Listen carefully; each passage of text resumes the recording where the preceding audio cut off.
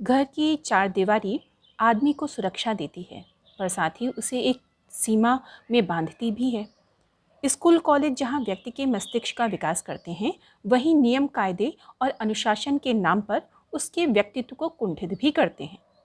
बात यह है बंधु कि हर बात का विरोध उसके भीतर ही रहता है। ये सब मैं किसी किताब के उदाहरण नहीं पेश कर रही। ऐसी भारी भरकम किताबें पढ़ने का तो मेरा बूता ही नहीं है। ये तो उन बातों और बहसों के टुकड़े हैं जो रात दिन हमारे घर में हुआ करती हैं। हमारा घर यानी बुद्धिजीवियों का अखाड़ा। यहाँ सिगरेट के धुएं और कॉफ़ी के प्यालों के बीच बातों के बड़े बड़े तुमार बांधे जाते हैं। बड़ी बड़ी शाब्दिक क्रांतियाँ की जाती हैं। इस घर में काम कम और बातें ज़्यादा होती हैं। मैंने कहीं पढ़ा तो नहीं, पर अपने घर से यह लगता ज़रूर है कि बुद्धिजीवियों के लिए काम करना शायद वर्जित है। मातुश्री अपनी 3 घंटे की तफरीनुमा नौकरी बजाने के बाद मुक्त। थोड़ा बहुत पढ़ने लिखने के बाद जो समय बचता है, वह या तो बात बहस में जाता है या फिर लेट लगाने में। उनका ख्याल है कि शरीर के निष्क्रिय होते ही मन मस्तिष्क सक्रिय होते हैं और वे दिन के 24 घंटों में से 12 घंटे अपना मन मस्तिष्क ही सक्रिय बनाए रखती हैं। पिताश्री और भी 2 कदम आगे। उनका बस चले तो वो नहाए भी अपनी मेज पर ही। जिस बात की हमारे यहाँ सबसे अधिक कताई होती है वह है आधुनिकता। पर ज़रा ठहरिए, आप आधुनिकता का गलत अर्थ मत लगाइए। यह बाल काटने और छुरी काटे से खाने वाली आधुनिकता कतई नहीं है। यह है ठेठ बुद्धिजीवियों की आधुनिकता। यह क्या होती है सो तो ठीक ठीक मैं भी नहीं जानती, पर हाँ, इसमें लीक छोड़ने की बात बहुत सुनाई देती है। आप लीक को दुलकती झाड़ते आइए, सिर आंखों पर लीक से चिपक कर आइए, दुलत्ती खाइए। बहसों में यूं तो दुनिया जहान के विषय पीसे जाते हैं, पर एक विषय शायद सब लोगों का बहुत प्रिय है और वह है शादी। शादी यानी बर्बादी। हल्के फुल्के ढंग से शुरू हुई यह बात एकदम बौद्धिक स्तर पर चली जाती है। विवाह संस्था एकदम खोखली हो चुकी है। पति पत्नी का संबंध बड़ा नकली और ऊपर से थोपा हुआ है और फिर धुआंधार ढंग से विवाह की धज्जियां उड़ाई जाती हैं। इस बहस में अक्सर स्त्रियां एक तरफ हो जाती और पुरुष एक तरफ, और बहस का माहौल कुछ ऐसा गर्म हो जाया करता कि मुझे पूरा विश्वास हो जाता कि अब ज़रूर 1-2 लोग तलाक दे बैठेंगे। पर मैंने देखा कि ऐसा कोई हादसा कभी नहीं हुआ। सारे ही मित्र लोग अपने अपने ब्याह को खूब अच्छी तरह तह समेट कर उस पर जमकर आसन मारे बैठे हैं। हाँ, बहस की रफ्तार और टोन आज भी वही है। अब सोचिए, ब्याह को कोसेंगे तो फ्री लव और फ्री सेक्स को तो कोसना ही पड़ेगा। इसमें पुरुष लोग उछल उछल कर आगे रहते, कुछ इस भाव से मानो बात करते ही इसका आधा सुख तो वे ले ही लेंगे। पापा खुद बड़े समर्थक, पर हुआ यूं कि घर में हमेशा चुप चुप रहने वाली दूर दराज की एक दिदिया ने बिना कभी इन बहसों में भाग लिए ही इस पर पूरी तरह अमल कर डाला, तो पाया कि सारी आधुनिकता आधम। वह तो फिर मम्मी ने बड़े सहज ढंग से सारी बात को संभाला और निरर्थक विवाह के बंधन में बांधकर दिदिया का जीवन सार्थक किया। हालांकि यह बात बहुत पुरानी है और मैंने तो बड़ी दबी ढकी ज़ुबान से इसका जिक्र ही सुना है। वैसे पापा मम्मी का प्रेम विवाह हुआ था। यूँ यह बात बिल्कुल दूसरी है कि होश संभालने के बाद मैंने उन्हें प्रेम करते नहीं देखा, केवल बहस करते ही देखा है। विवाह के पहले अपने इस निर्णय पर मम्मी को नाना से भी बहुत बहस करनी पड़ी थी और बहस का यह दौर बहुत लंबा भी चला था शायद। इसके बावजूद यह बहस विवाह नहीं, प्रेम विवाह ही है, जिसका जिक्र मम्मी बड़े गर्व से किया करती हैं। गर्व विवाह को लेकर नहीं, पर इस बात को लेकर है कि किस प्रकार उन्होंने नाना से मोर्चा लिया। अपने और नाना के बीच हुए संवादों को वे इतनी बार दोहरा चुकी हैं कि मुझे वे कंठस्थ से हो गए हैं। आज भी जब वे अपनी चर्चा करती हैं तो लीक से हटकर कुछ करने का संतोष उनके चेहरे पर झलक उठता है। बस ऐसे ही घर में मैं पल रही हूँ, बड़े मुक्त और स्वच्छंद ढंग से, और पलते पलते एक दिन अचानक बड़ी हो गई। बड़े होने का यह एहसास मेरे अपने भीतर से इतना नहीं फूटा जितना बाहर से। इसके साथ ही एक दिलचस्प घटना जुड़ी हुई है। हुआ यूं कि घर के ठीक सामने एक बरसाती है, एक कमरा और उसके सामने फैली हुई छत। उसमें हर साल 2-3 विद्यार्थी आकर रहते, छत पर घूम घूम कर पढ़ते, पर कभी ध्यान ही नहीं गया। शायद ध्यान जाने जैसी मेरी उम्र ही नहीं थी। इस बार देखा वहाँ 2 लड़के आए हैं। थे तो वे 2 ही, पर शाम तक उनके मित्रों का एक अच्छा खासा जमघट हो जाता और सारी छत ही नहीं, सारा मोहल्ला तक गुलजार। हंसी मजाक, गाना बजाना और आसपास की जो भी लड़कियां उनकी नज़र के दायरे में आ जाती, उन पर चुटीली फप्तियां। पर उनकी नज़रों का असली केंद्र हमारा घर, और स्पष्ट कहूँ तो मैं ही थी।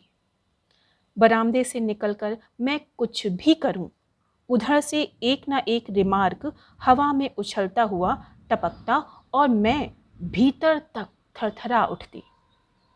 मुझे पहली बार लगा कि मैं हूँ, और केवल हुई ही नहीं, किसी के आकर्षण का केंद्र हूँ।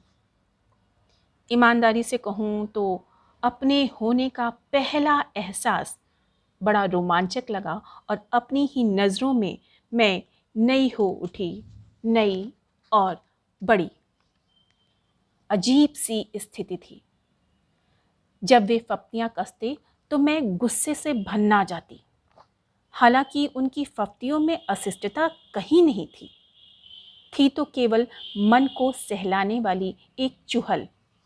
पर जब वे नहीं होते या होकर भी आसपास आपस में ही मशगूल रहते तो मैं प्रतीक्षा करती रहती।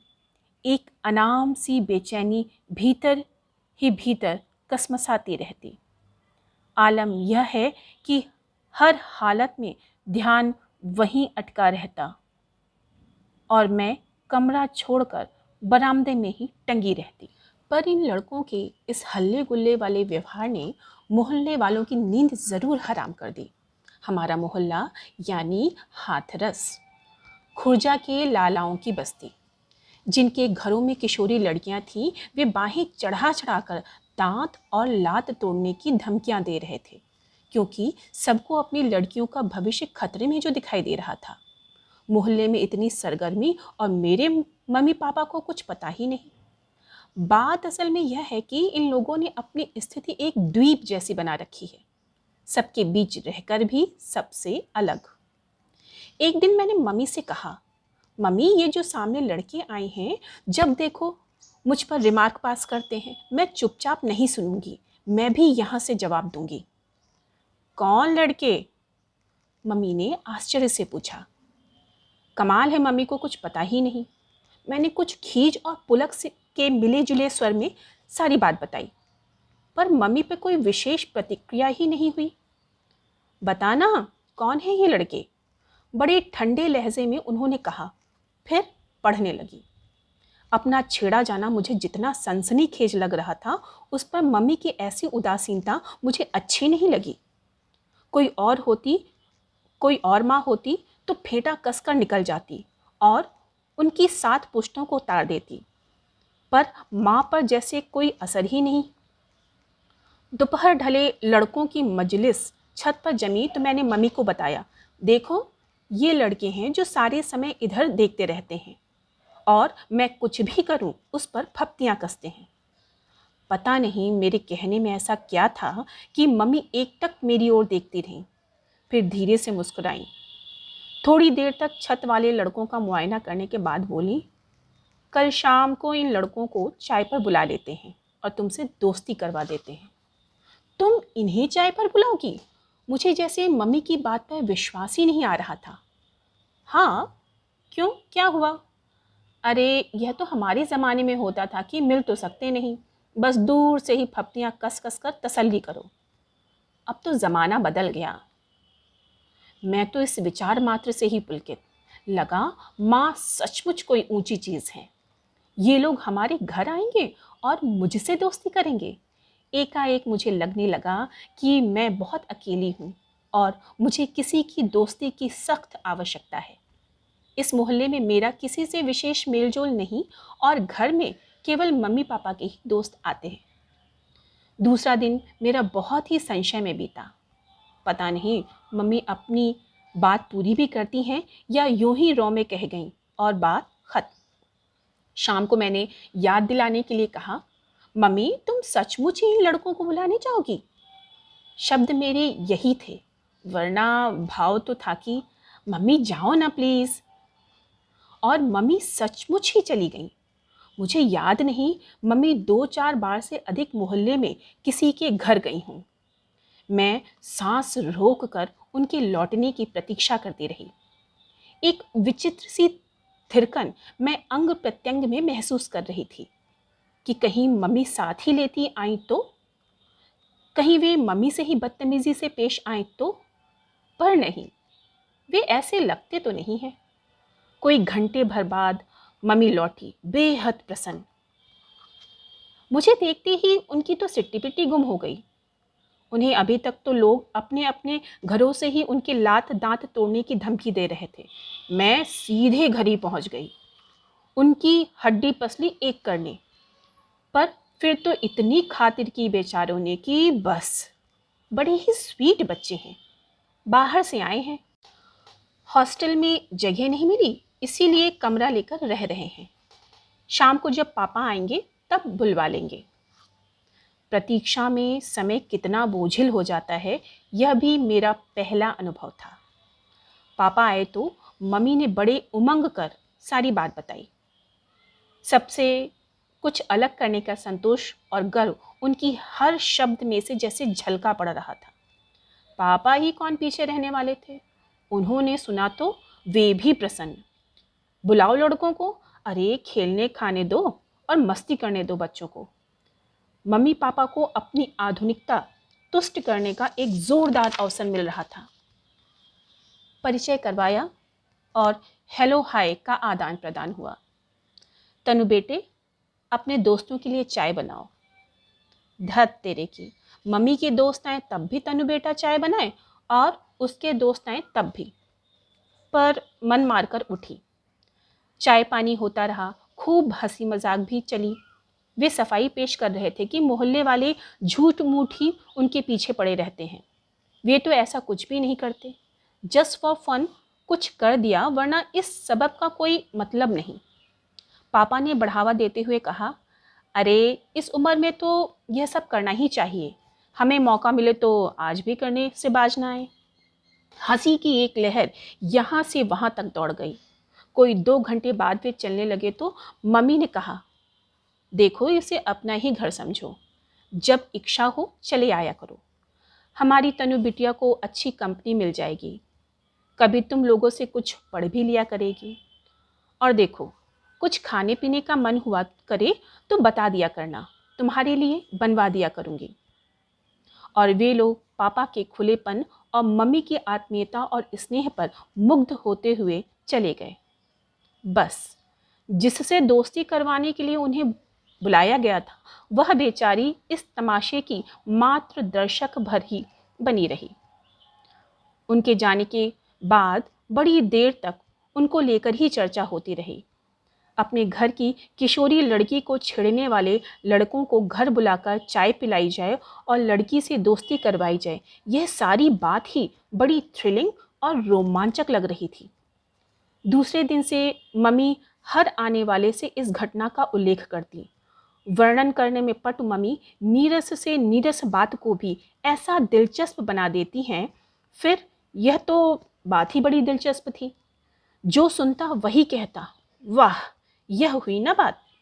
आपका बड़ा स्वस्थ दृष्टिकोण है चीज़ों के प्रति, वरना लोग बातें तो बड़ी बड़ी करेंगे पर बच्चों को घोंट कर रखेंगे, और जरा सा शक सुबह हुआ हो जाए तो बाकायदा जासूसी करेंगे।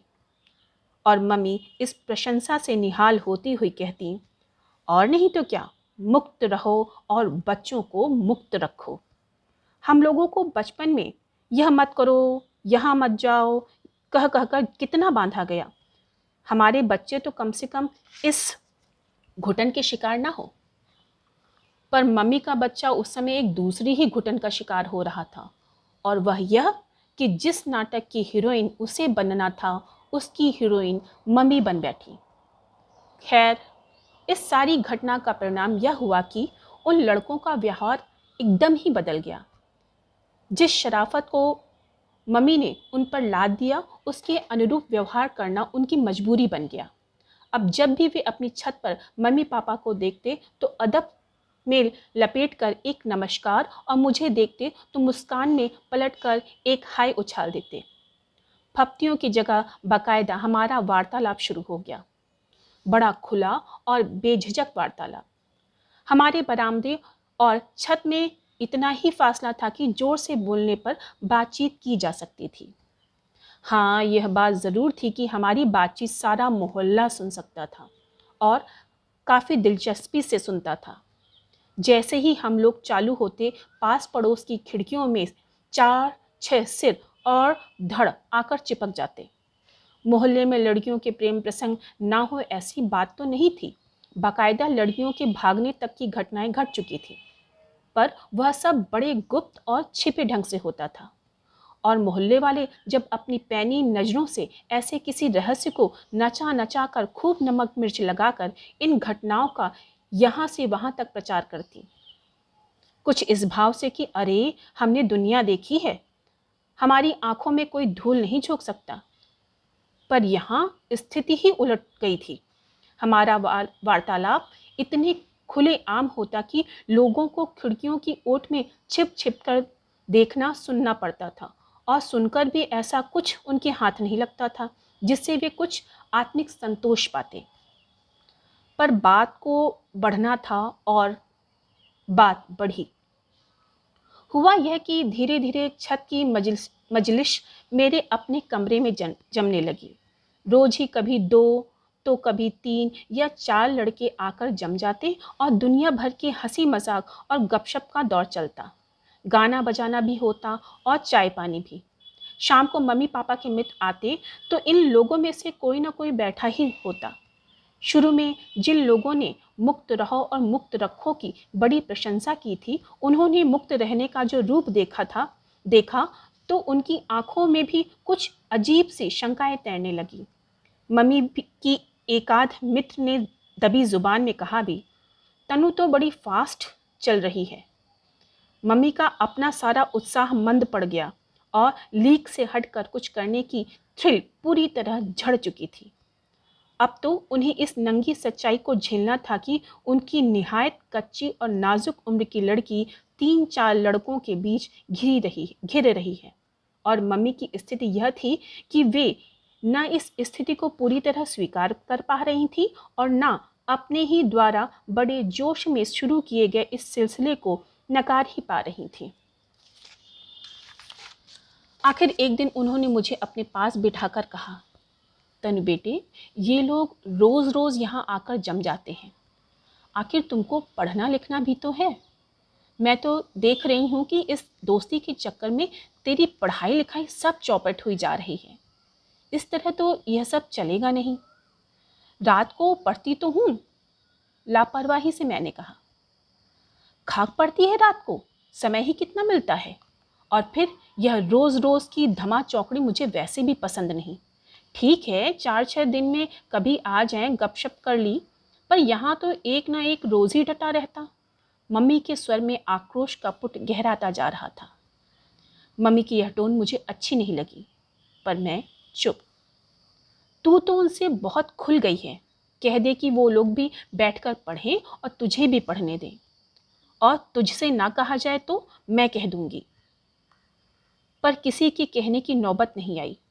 कुछ तो पढ़ाई के डर से, कुछ दिल्ली के दूसरे आकर्षणों से खिंचकर हॉस्टल वाले लड़कों का आना कम हो गया। पर सामने के कमरे से शेखर रोज ही आ जाता, कभी दोपहर में तो कभी शाम को।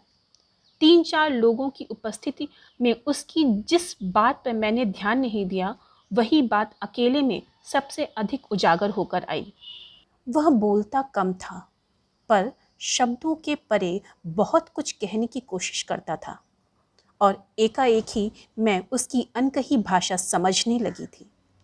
केवल समझने ही नहीं लगी थी, प्रत्युत्तर भी देने लगी थी। जल्द ही मेरी समझ में आ गया कि शेखर और मेरे बीच प्रेम जैसी कोई चीज़ पनपने लगी है। यूँ तो शायद मैं समझ ही नहीं पाती, पर हिंदी फिल्में देखने के बाद इसको समझने में खास मुश्किल नहीं हुई। जब तक मन में कहीं कुछ नहीं था, सब कुछ बड़ा खुला था, पर जैसे ही कुछ हुआ तो उसे औरों की नज़र से बचाने की इच्छा भी साथ ही आई।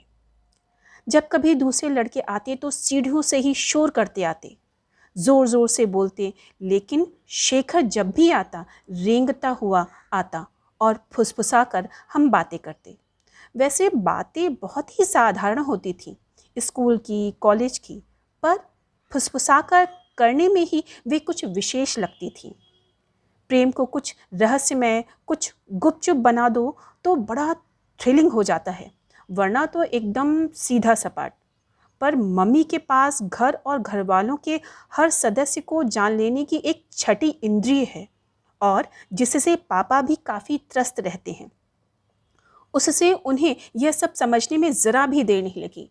शेखर कितना ही दब छिप कर आता और मम्मी के घर के किसी कोने में होती, फट से प्रकट हो जाती या फिर वहीं से पूछती, तनु कौन है तुम्हारे कमरे में? मैंने देखा कि शेखर के इस रवैये से मम्मी के चेहरे पर एक अजीब सी परेशानी झलकने लगी है, पर मम्मी इस बात को लेकर यूँ परेशान हो उठेंगी, यह मैं सोच भी नहीं सकती थी। जिस घर में रात दिन तरह तरह के प्रेम प्रसंग ही पीसे जाते हों, कुंवारों के प्रेम प्रसंग, विवाहितों के प्रेम प्रसंग, 2-3 प्रेमियों से एक साथ चलने वाले प्रेम प्रसंग, उस घर के लिए तो यह बात बहुत ही मामूली होनी चाहिए। जब लड़कों से दोस्ती की है तो एक आध से प्रेम भी हो सकता है।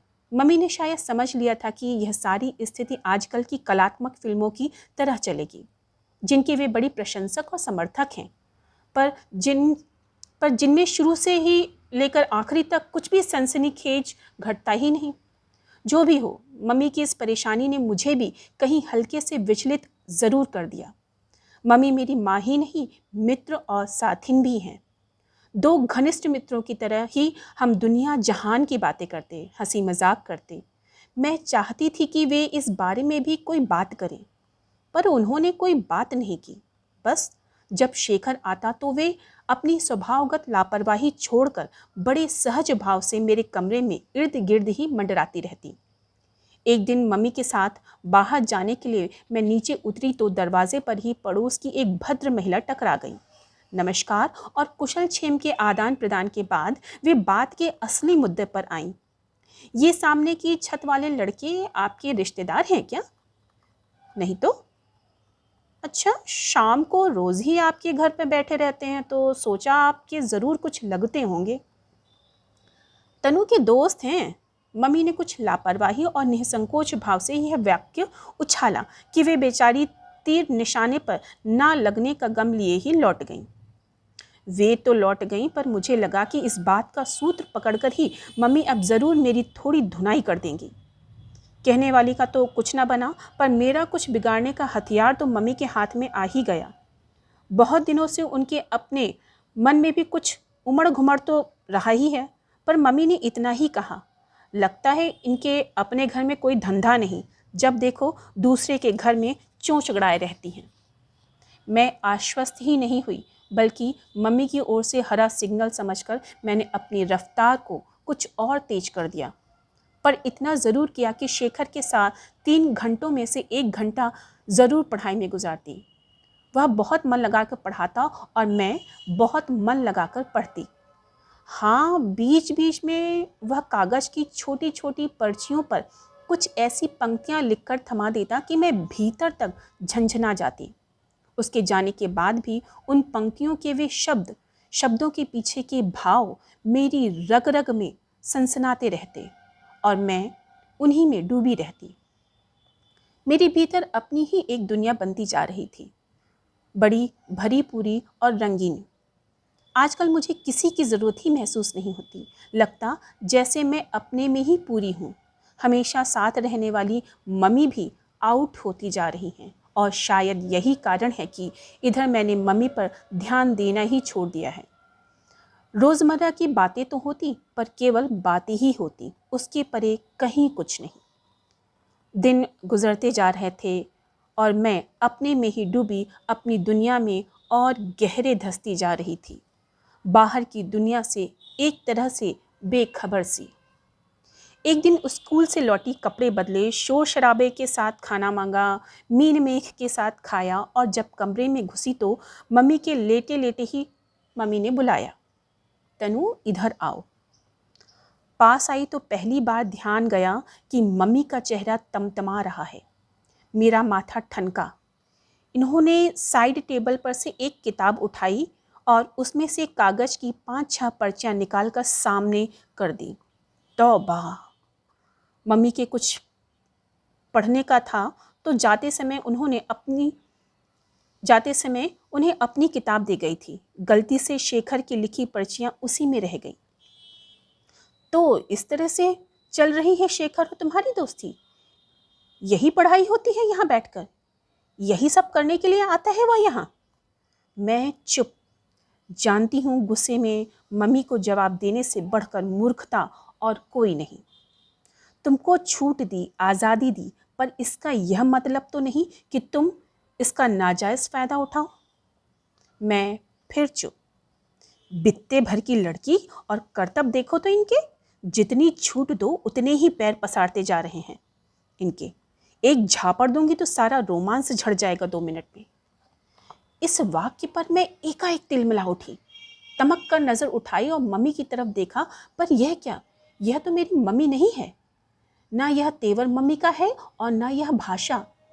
फिर भी ये सारे वाक्य मुझे परिचित से लगा यह सब मैंने कहीं सुना है। और खटाक से मेरे मन में कौन था? नाना।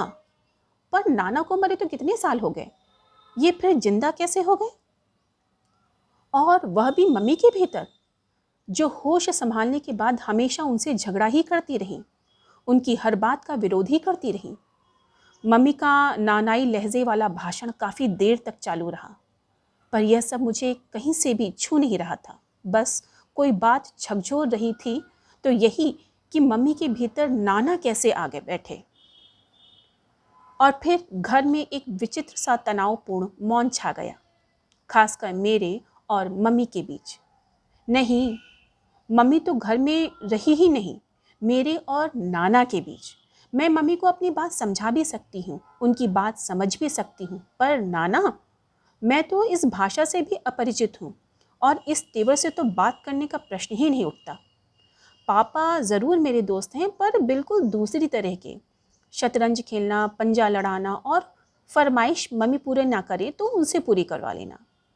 बचपन में उनकी पीठ पर लदी रहती थी और आज भी बिना किसी झिझक के उनकी पीठ पर लद कर अपनी हर इच्छा पूरी करवा लेती हूँ। पर इतने माय डियर दोस्त होने के बावजूद भी अपनी निजी बातें मैं मम्मी के साथ ही करती आई हूँ। और वहाँ एकदम सन्नाटा। मम्मी को पटकनी देकर नाना पूरी तरह उन पर सवार जो हैं। शेखर को मैंने इशारे से ही लाल झंडी दिखा दी थी, सो वह भी नहीं आ रहा था और शाम का समय है कि मुझसे काटे नहीं कटता। कई बार मन में हुआ कि मम्मी से जाकर बात करूं और साफ साफ पूछूं कि तुम इतना बिगड़ क्यों रही हो। मेरी और शेखर की दोस्ती के बारे में जानती तो हो, मैंने तो कभी कुछ छिपाया नहीं, और दोस्ती है तो यह सब तो होगा ही। तुम क्या समझ रही थी कि हम भाई बहन की तरह? पर तभी ख्याल आता है कि मम्मी है ही कहाँ जिनसे जाकर यह सब बात कहूँ। 4 दिन हो गए, मैंने शेखर की सूरत तक नहीं देखी। मेरे हल्के से इशारे से ही उस बेचारे ने तो घर क्या छत पर आना भी छोड़ दिया। हॉस्टल में रहने वाले उसके साथी भी छत पर ना दिखाई दिए, ना घर ही आए। कोई आता तो कम से कम उसका हालचाल ही पूछ लेती। मैं जानती हूँ वह बेवकूफ़ी की हद तक भावुक है। उसे तो ठीक से यह भी नहीं मालूम कि आखिर यहाँ हुआ क्या है। लगता है मम्मी की गुस्से की आशंका मात्र से ही उसके हौसले पस्त हो गए थे। वैसे कल से मम्मी के चेहरे का तनाव कुछ ढीला ज़रूर हुआ है। 3 दिन से जमी हुई सख्ती जैसे पिघल गई हो। मैंने तय कर लिया है कि बात अब मम्मी ही करेंगी। सवेरे नहा धोकर मैं दरवाजे के पीछे अपनी यूनिफॉर्म प्रेस कर रही थी। बाहर मेज पर मम्मी चाय बना रही थी और पापा अखबार में सिर गड़ाए बैठे थे। मम्मी को शायद मालूम नहीं पड़ा कि मैं कब नहाकर बाहर निकल आई। वे पापा से बोली, जानते हो कल रात को क्या हुआ? पता नहीं, तब से मन बहुत खराब हो गया। उसके बाद मैं तो सो ही नहीं पाई। मम्मी की स्वर की कोमलता से मेरा हाथ जहाँ का तहाँ थम गया और कान बाहर लग गए। आधी रात के करीब मैं बाथरूम जाने के लिए उठी। सामने छत पर गुप्त अंधेरा छाया हुआ था। अचानक एक लाल सितारा सा चमक उठा। मैं चौंकी। गौर से देखा तो धीरे धीरे एक आकृति उभर आई। शेखर छत पर खड़ा सिगरेट पी रहा था। मैं चुपचाप लौट आई। कोई 2 घंटे बाद फिर गई तो देखा वह उसी तरह छत पर टहल रहा था। बेचारा, मन जाने कैसा हो गया। तन भी कैसी बुझी बुझी रहती है। फिर जैसे अपने को ही धिक्कारती सी बोली, पहले तो छूट दो और फिर जब आगे बढ़े तो खींच कर चारों खाने चित्त कर दो। यह भी कोई बात हुई भला? राहत की एक गहरी निश्वास मेरे भीतर से निकल पड़ी। जाने कैसा आवेग मन में उमड़ा कि इच्छा हुई कि दौड़कर मम्मी के गले से लग जाऊं। लगा जैसे अरसे के बाद मेरी मम्मी लौट आई हूं। पर मैंने कुछ नहीं कहा, बस अब खुलकर बात करूंगी। 4 दिन से न जाने कितने प्रश्न मन में घुमड़ रहे थे। अब क्या, अब तो मम्मी हैं और उनसे तो कम से कम सब कहा और पूछा जा सकता है। पर घर पहुंचकर देखा तो अवाक। शेखर हथेलियों में सिर थामे कुर्सी पर बैठा है और मम्मी उसी कुर्सी के हत्थे पर बैठी उसकी पीठ और माथा सहला रही थी। मुझे देखते ही बड़े सहज स्वाभाविक स्वर में बोली, देखो इस पगले को, 4 दिन से ये साहब कॉलेज नहीं गए हैं और ना ही कुछ खाया पिया है। अपने साथ इसका भी खाना लगवाना। और फिर मम्मी ने खुद बैठकर बड़े स्नेह से मनुहार कर करके उसे खाना खिलाया। खाने के बाद कहने पर भी शेखर ठहरा नहीं। मम्मी के प्रति कृतज्ञता के बोझ से झुका झुका ही वह लौट गया और मेरे भीतर खुशी का ऐसा ज्वार उमड़ा कि अब तक के सारे प्रश्न उसी में बिला गए। सारी स्थिति को समय आने में समय तो लगा, पर आ गई। शेखर ने भी अब 1-2 दिन छोड़कर आना शुरू किया और आता भी तो अधिकतर हम पढ़ाई लिखाई की ही बातें करते। अपने किए पर शर्मिंदगी प्रकट करते हुए उसने मम्मी से वायदा किया है कि वह अब कोई ऐसा काम नहीं करेगा जिससे मम्मी को शिकायत हो। जिस दिन वह नहीं आता, मैं 2-3 बार थोड़ी थोड़ी देर के लिए अपने बरामदे से ही बात कर लिया करती। घर की अनुमति और सहयोग से यूँ सरेआम चलने वाले इस प्रेम प्रसंग में मोहल्ले वालों के लिए भी कुछ नहीं रह गया और उन्होंने इस जानलेवा ज़माने के नाम 2-4 लानतें भेजकर किसी गुल खिलाने तक के लिए अपनी दिलचस्पी को स्थगित कर दिया। लेकिन एक बात मैंने ज़रूर देखी, जब भी शेखर शाम को कुछ ज़्यादा देर तक बैठ जाता या दोपहर में भी आ जाता तो मम्मी के भीतर नाना कसमसाने लगते और उसकी प्रतिक्रिया मम्मी के चेहरे पर झलकने लगती। मम्मी भरसक कोशिश करके नाना को बोलने तो नहीं देती, पर उन्हें पूरी तरह हटा देना भी शायद मम्मी के बस की बात नहीं रह गई थी। हाँ, यह प्रसंग मेरे और मम्मी के बीच में अब रोज़मर्रा की बातचीत का विषय ज़रूर बन गया। कभी वे मजाक में कहती, यह जो तेरा शेखर है ना, बड़ा लिजलिजा सा लड़का है। अरे इस उम्र में लड़कों को चाहिए कि घूमे फिरे, मस्ती मारे। क्या मुहर्रमी सी सूरत बनाए मजनू की तरह छत पर टंगा सारे समय इधर ही ताकता रहता है। मैं केवल हंसती थी। कभी बड़ी भावुक होकर कहती, तो क्यों नहीं समझाती बेटे कि तुझे लेकर कितनी महत्वाकांक्षाएं हैं मेरे मन में, तेरे भविष्य को लेकर कितने सपने संजो रखे हैं मैंने। मैं हंसकर कहती, मम्मी तुम भी कमाल करती हो, अपनी ज़िंदगी को लेकर भी तुम सपने देखो और मेरी ज़िंदगी के सपने भी तुम ही देख डालो। कुछ सपने मेरे लिए भी तो छोड़ दो। कभी वे समझाने के लहजे में कहती, देखो तनु, अभी तुम बहुत छोटी हो, अपना सारा ध्यान पढ़ने लिखने में लगाओ और दिमाग से ये उल्टे सीधे फितूर निकाल डालो। ठीक है, बड़े हो जाओ तो प्रेम भी करना और शादी भी। मैं तो वैसे भी तुम्हारे लिए लड़का ढूंढने वाली नहीं हूँ, अपने आप ही ढूंढना, पर इतनी अक्ल तो आ जाए कि ढंग का चुनाव कर सको। अपने चुनाव के रिजेक्शन को मैं समझ जाती और पूछती, अच्छा मम्मी बताओ, जब तुमने पापा को चुना था तो नाना को वो पसंद था? मेरा चुनाव? अपनी सारी पढ़ाई लिखाई खत्म करके 25 साल की उम्र में चुनाव किया था मैंने, खूब सोच समझकर और अक्ल के साथ, समझी? मम्मी अपनी बौखलाहट को गुस्से में छिपाकर कहती, उम्र और पढ़ाई लिखाई ये दो ही तो ऐसे मुद्दे हैं जिन पर मम्मी मुझे जब तक धौंसती रहती हैं। पढ़ने लिखने में मैं अच्छी थी और रहा उम्र का सवाल, सो उनके लिए मन होता कि कहूँ, मम्मी तुम्हारी पीढ़ी में जो काम 25 साल की उम्र में करती थी, हमारी उन्हें 15 साल की उम्र में ही करेगी। इसे तुम क्यों नहीं समझती? पर चुप रह जाती। नाना का जिक्र तो चल ही पड़ा है, कहीं वे ही जाग उठे तो। छमाही परीक्षाएं पास आ गई थी और मैंने सारा ध्यान पढ़ने में लगा दिया था। सबका आना और गाना बजाना एकदम बंद। इन दिनों मैंने अपनी इतनी जमकर पढ़ाई की कि मम्मी का मन प्रसन्न हो गया, शायद कुछ आश्वस्त भी। आखिरी पेपर देने के पश्चात लग रहा था कि एक बोझ था जो हट गया। मन बेहद हल्का होकर कुछ मस्ती मारने को कर रहा था। मैंने मम्मी से पूछा, मम्मी कल शेखर और दीपक पिक्चर जा रहे हैं, मैं भी साथ चली जाऊं? आज तक मैं इन लोगों के साथ कभी घूमने नहीं गई थी, पर इतनी पढ़ाई करने के बाद अब इतनी छूट तो मिलनी ही थी। मम्मी एक क्षण मेरा चेहरा देखती रही, फिर बोली, इधर आ, यहाँ बैठ, तुझसे कुछ बात करनी है। मैं जाकर बैठ गई, पर यह न समझ आया कि इसमें बात करने को क्या है, हाँ कहो या ना। लेकिन मम्मी को तो बात करने का मर्ज जो है, उनकी तो हाँ ना भी 50-60 वाक्यों में लपेटे बिना निकल ही नहीं सकती। तेरे इम्तिहान खत्म हुए हैं, मैं तो खुद पिक्चर का प्रोग्राम बना रही थी, बोल कौन सी पिक्चर देखना चाहती है? क्यों, उन लोगों के साथ जाने में क्या है? मेरे स्वर में इतनी खींच भरी हुई थी कि मम्मी एकदम मेरा चेहरा ही देखती रह गई। तनु, तुझे पूरी छूट दे रखी है बेटे, पर इतना भी तेज मत चल कि मैं भी ना तुम्हारे साथ चल सकूं। तुम साफ कहो ना कि जाने दोगी या नहीं।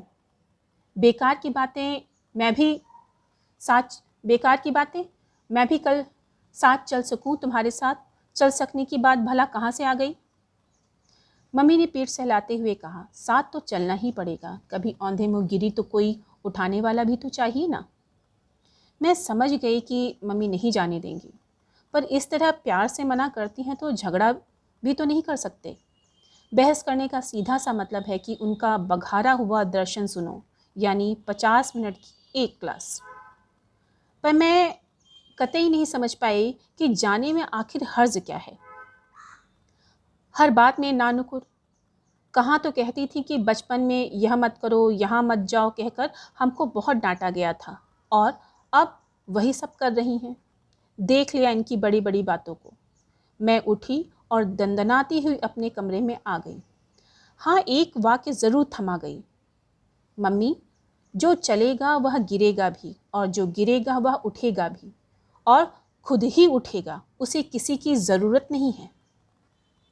पता नहीं मेरी बात की उन पर प्रतिक्रिया हुई या उनके मन में ही कुछ जागा कि शाम को उन्होंने खुद शेखर और उसके कमरे पर आए हुए 3-4 लड़कों को बुलाकर मेरे ही कमरे में मजलिस जमवाई और खूब गर्मा गर्म खाना खिलवाया।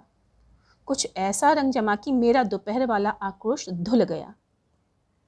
इम्तिहान खत्म हो गए थे और मौसम सुहाना था। मम्मी का रवैया भी अनुकूल था, सो दोस्ती का स्थगित हुआ सिलसिला फिर शुरू हो गया और आजकल तो जैसे उसके सिवाय कुछ रह ही नहीं गया था। पर फिर एक झटका। उसी दिन मैं अपनी सहेली के घर से लौटी तो मम्मी की सख्त आवाज़ सुनाई दी, तनु इधर आओ तो। आवाज़ से ही लगा कि खतरे का सिग्नल है। एक क्षण को मैं सकते में आ गई। पास गई तो चेहरा पहले की तरह सख्त। तुम शेखर के कमरे में जाती हो? मम्मी ने बंदूक दागी। समझ गई कि पीछे गली में से किसी ने अपना कर्तव्य कर दिखाया। कब से जाती हो? मन तो हुआ कि कहूँ जिसने जाने की खबर दी है उसने बाकी बातें भी तो बता दी होंगी, कुछ जोड़ तोड़ कर ही बताया होगा। पर मम्मी जिस तरह भभक रही थी उसमें चुप रहना ही बेहतर समझा। वैसे मुझे मम्मी की इस गुस्से का कोई कारण समझ में नहीं आ रहा था। 2-3 बार यदि मैं थोड़ी थोड़ी देर के लिए शेखर के कमरे पर चली ही गई तो ऐसा क्या गुनाह हो गया। पर मम्मी का हर काम सकारण तो होता नहीं, बस वे तो मूड पर ही चलती हैं। अजीब मुसीबत थी। गुस्से में मम्मी से बात करने का मतलब नहीं और मेरी चुप्पी मम्मी के गुस्से को और भड़का रही थी। याद नहीं है, मैंने शुरू में ही तुम्हें मना कर दिया था कि तुम उसके कमरे पर कभी नहीं जाओगी। 3-3 घंटे वह यहाँ धूमिल रमाकर बैठता है, उससे भी जी भरा नहीं तुम्हारा। दुख, क्रोध और आतंक की परतें उनके चेहरे पर गहरी होती जा रही थीं और मैं समझ ही नहीं पा रही थी कि कैसे उनसे सारी स्थिति समझाऊं। वह तो बेचारे सामने वाले ने मुझे बुलाकर आग्रह कर दिया, जानती है यह सिर आज तक किसी के सामने झुका नहीं, पर वहाँ मुझसे आंख नहीं उठाई गई। मुंह दिखाने लायक मत रखना हमको।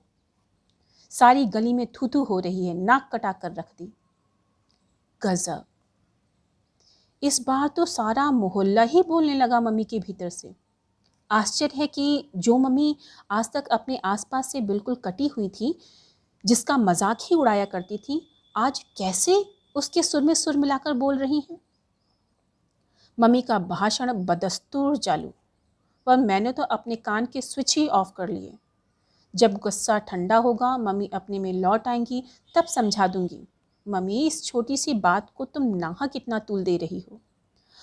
पर जाने कैसी डोज लेकर आई हैं इस बार कि उनका गुस्सा ठंडा ही नहीं हो रहा, और यह कि अब उनके गुस्से से मुझे गुस्सा चढ़ने लग गया।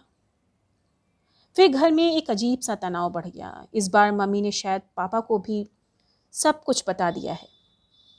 कहाँ तो उन्होंने कुछ नहीं, वे शुरू से ही सारे मामले में आउट ही रहे, पर इस बार उनके चेहरे पर भी एक अनकहा सा तनाव दिखाई देने लगा।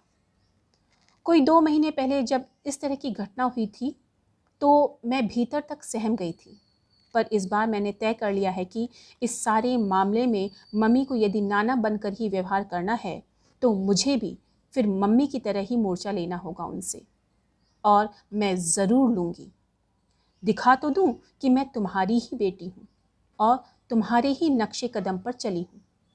खुद तो लीक से हटकर चली थी, सारी ज़िंदगी इस बात की घुट्टी पिलाती रही, पर मैंने जैसे ही अपना पहला कदम रखा, घसीट कर मुझे अपनी ही खींची लीक पर लाने की दंड फंद शुरू हो गए। मैंने मन में ढेर ढेर तर्क सोच डाले कि एक दिन बाकायदा मम्मी से बहस करूंगी। साफ साफ कहूंगी कि मम्मी इतने ही बंधन लगाकर रखना था तो शुरू से वैसे पालती, क्यों झूठ मूठ आज़ादी देने की बातें करती सिखाती रही। पर इस बार मेरा भी मन सुलग कर इस तरह राख हो गया था कि मैं गुमसुम सी अपने ही कमरे में पड़ी रहती। मन बहुत भराता तो रो लेती। घर में सारे दिन हंसती खिलखिलाती रहने वाली मैं एकदम चुप होकर अपने में ही सिमट गई थी। हाँ, एक वाक्य ज़रूर बार बार दोहरा रही थी, मम्मी मुझे अच्छी तरह समझ लो कि मैं भी अपने मन की ही करूँगी। हालांकि मेरे मन में क्या है इसकी कोई भी रूपरेखा मेरे सामने न थी। मुझे नहीं मालूम कि इन 3-4 दिनों में बाहर क्या हुआ। घर बाहर की दुनिया से कटी, अपने ही कमरे में सिमटी मैं मम्मी से मोर्चा लेने के दांव सोच रही थी। पर आज दोपहर मुझे कतई कतई अपने कानों पे विश्वास नहीं हुआ जब मैंने मम्मी को अपने बरामदे से ही चिल्लाते हुए सुना, शेखर, कल तो तुम लोग छुट्टियों में अपने घर चले जाओगे, आज अपने दोस्तों के साथ खाना इधर ही खाना। नहीं जानती किस जद्दोजहद से गुजरकर मम्मी इस स्थिति पर पहुंची होंगी। और रात को शेखर, दीपक और रवि के साथ खाने की मेज पर डटा हुआ था। मम्मी उतने ही प्रेम से खाना खिला रही थी।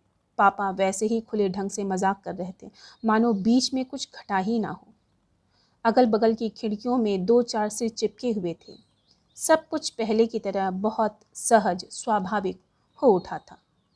केवल मैं इस सारी स्थिति से एकदम तटस्थ होकर यही सोच रही थी कि नाना पूरी तरह नाना थे, 100%, और इसी से मम्मी का उनसे लड़ना कितना आसान हो गया था। पर इन मम्मी से लड़ा भी कैसे जाए, जो एक पल नाना होकर जीती हैं तो एक पल मम्मी होकर।